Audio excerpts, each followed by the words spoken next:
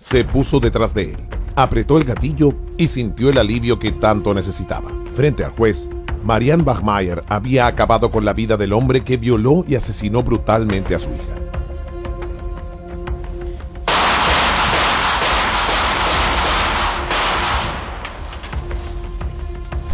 El ajusticiamiento que preparó la mujer conmocionó a toda Alemania. Mientras algunos la apoyaban, otros la veían como una criminal.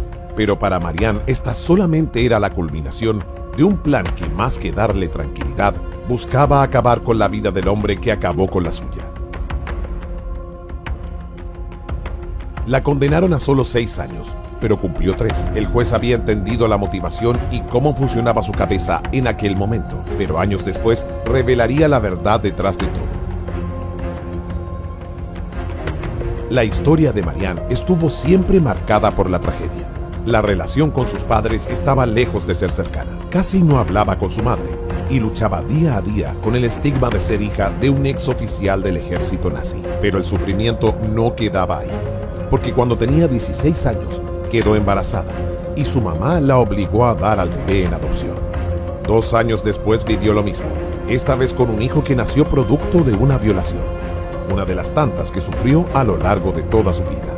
No había luz en la existencia de Marianne, pero cuando cumplió 23, apareció Ana en su vida, la hija que decidió criar como madre soltera, sin importar todo lo que eso implicaba en la época. Ana se convirtió en los ojos de Marianne. Todo lo que hacía tenía relación con el bienestar de su pequeña hija. En ella veía una esperanza de surgir y de alejarse, por fin, de todo el sufrimiento que vivió cuando era más joven. Pero cuando todo florecía, apareció la sombra de Klaus Grabowski, un carnicero de la zona que se convirtió en la peor pesadilla imaginable de ella y de su pequeña. Ana le había dicho a su madre que iría a jugar con una amiga.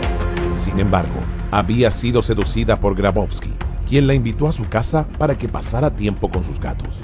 Eso fue suficiente para que la niña decidiera mentirle a su mamá y emprendiera rumbo al lugar donde se acabarían todos sus sueños. Lo que sigue es brutal. Llegó a la casa de este despiadado carnicero y comenzó una pesadilla de la que no pudo escapar. Fue secuestrada, violada y posteriormente asesinada.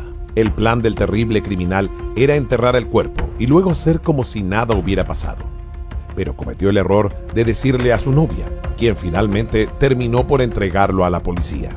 Lo sucedido era escalofriante y fue lo que finalmente destruyó por completo el mundo de Marianne. Apenas supo lo que había sucedido con su hija, juró venganza. No se lo dijo a nadie, pero en su cabeza había una idea clara. Tenía que tener algún tipo de retribución por todo el sufrimiento que tuvo que pasar Ana antes de dejar este mundo. Y fue así como, sin que nadie supiera, se hizo de una pistola Beretta M1934. Aprendió a usarla y se preparó para el gran día. Fue parte de las audiencias en contra de Klaus Grabowski, y pese a que no dijo absolutamente ninguna palabra, sí se hacía notar ahí. Su dolor era algo que no pasaba desapercibido. Su hora de participar llegaría el 6 de marzo de 1981. Estaba todo previsto para que declarara en contra del hombre que asesinó de la manera más macabra posible a la pequeña Ana. Pero en su cabeza había otra idea, una muy diferente. Llegó un poco más tarde a la corte. Los guardias no la revisaron como se revisa a todo el mundo, sin saber que en su abrigo escondía el arma con la que estaba determinada a cobrar venganza. Cuando Marianne entró a la sala de audiencias, el criminal ya estaba sentado. Ella se acercó tranquilamente hasta su espalda y cuando nadie lo esperaba, desenfundó la pistola y disparó en 8 ocasiones, aunque la última bala no salió.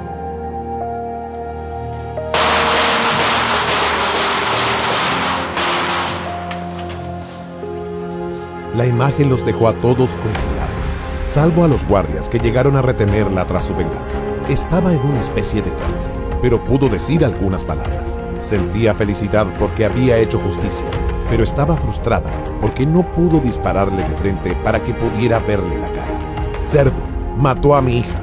Quería dispararle en la cara, pero le disparé por la espalda. Espero que esté muerto. Marianne decidió decirle a los investigadores que no estaba completamente consciente de lo que hacía. Sin embargo, nadie le creía. Muchos ponían en duda el que no hubiese practicado con la pistola antes de usarla. Y fue ahí, entre todas las pericias, que le pidieron que escribiera algo en un papel para analizar su escritura. Esa era una forma para ver si estaba o no en una especie de trance. Lo que anotó Marianne los dejó a todos sorprendidos.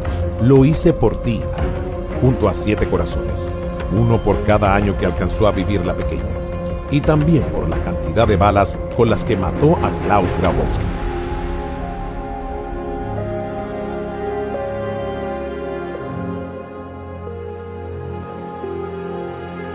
La sociedad alemana estaba completamente dividida. Mientras unos la apoyaban y la tildaban de la madre vengadora, otros la veían como una criminal que hizo justicia de la peor manera posible. Finalmente sería condenada a cumplir 6 años de prisión, aunque solo estuvo 3 recluida antes de salir. Una vez fuera de la cárcel, emigró a Nigeria, donde se casó, pero luego se radicó sola en Sicilia, para últimamente volver a Alemania hasta vivir sus últimos días ahí. Y fue cuando volvió a su país natal que dio su única entrevista. Ahí confesó algo con lo que durante años se especuló. ¿Estaba en un trance al momento de matar a Grabowski? La respuesta fue una y fue la más coherente de todas. Había preparado minuciosamente el asesinato del hombre que le quitó a su ser más preciado, aquel por el que estaba dispuesta a dar la vida y que